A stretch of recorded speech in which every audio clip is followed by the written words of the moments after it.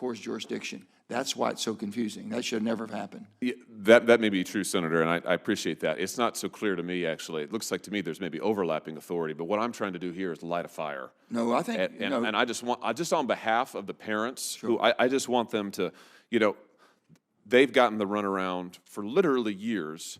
I just wanted to let the record reflect that as we're sitting here chatting about this, their kids are at home not getting educated. So what I'm asking you to do is figure it out and get me an answer. And if we need to do something legislatively, we're going to do it. we have to do it. He cannot do that, what you just asked him. We can, and we must, and we should do it as quickly as possible. If you put your staff with Sam Fowler, we'll have it ready for you immediately. Well, thank you, Mr. Chairman, but I still want an answer from you. As I'd like the school district has a letter into you. I'd like you to answer that. I want to be copied on it, and I'd like to see a response. We're more than happy to make this a top priority, work with Sam, work with the chairman, work with your staff, Senator, and try to do whatever we can from our end to be helpful. And if there's legislation that's needed, great. Like this is what we do. This is what our environmental management program does. Thank you, Mr. Chairman.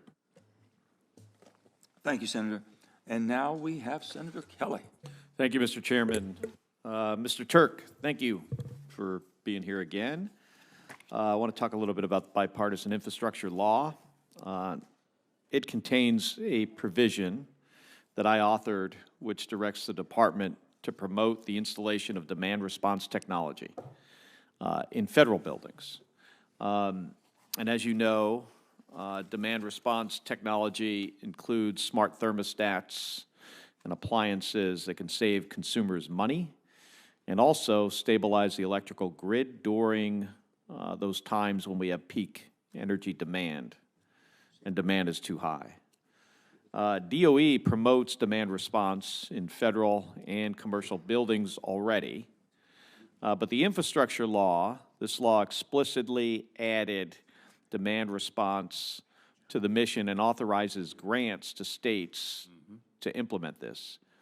And we've seen this work in Arizona. I mean, in 2020, in the summer, there was a regional heat wave that spanned 12 western states, and it forced the state of California to implement some rolling blackouts or brownouts.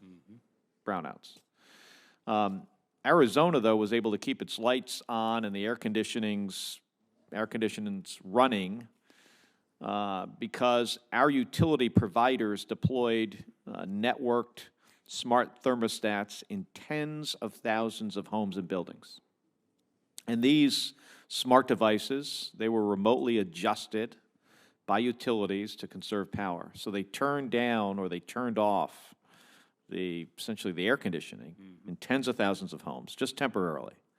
If this happened in your house, you wanted to turn it back on, you could just walk over to the thermostat, turn it back on immediately. But that saved Arizona from a significant problem that summer. In exchange, I mean, this is a good deal. In exchange for voluntary participation, customers got a rebate or a discount. And some Arizona utilities were able to sell excess electricity to California and post the revenues as savings to customers' monthly bills. And this was done, remember this is done during a heat wave. So, Mr. Turk, could you provide an update on the implementation of the demand response provisions in the bipartisan infrastructure law? And, to the extent you can today here, but also could you provide us with a more detailed written report of where we are? Yes, thank you, Senator, and thanks for your focus on demand response. This is a big, big deal, and done right can be, just as you said, a winner for everybody involved. Saving money, making sure that we're using the assets that we have, especially in peak load and challenging weather situations. So we have focused on this for many years. The additional tools that you and other colleagues have provided in the bill are going to be incredibly helpful on this, including working through FEMP, but otherwise as well. We've got something called the Smart Facility Accelerator that's trying to get this out there even more broadly. Our Building Technology Office is a real leader in this area, working with states, local communities, utilities across the country. So this is a big deal, and we'll leverage those build resources as much as we can. But we're building demand response into a lot of our other tools in the tool belt, looking at ways we can use our loan program to help aggregators and others make sure we get the most out of these tools. But this is going to be, it's a big deal now. It's going to be a big deal even more in the future. And thank you for your leadership and Arizona's leadership on this. Yeah, if you could get us, something Happy in to. writing about More where than we happy. are, how many buildings to date, if there's been any that it's been implemented in, and, what are the future plans? Happy to do that, Senator. Thank you. Another subject. As you know, the West has been experiencing its driest period in 1,200 years.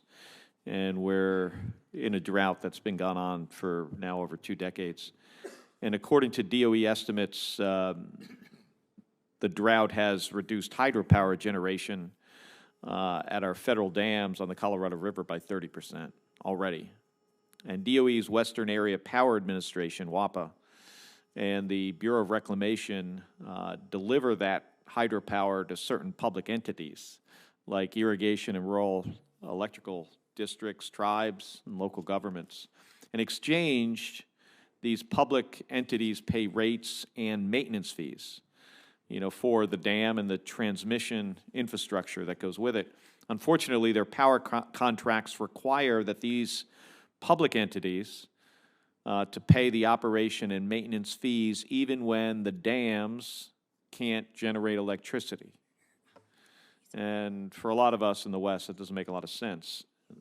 Additionally, these customers, at the same time, have to buy more expensive electricity on the open market when the dams can't generate the electricity that they were intended to produce.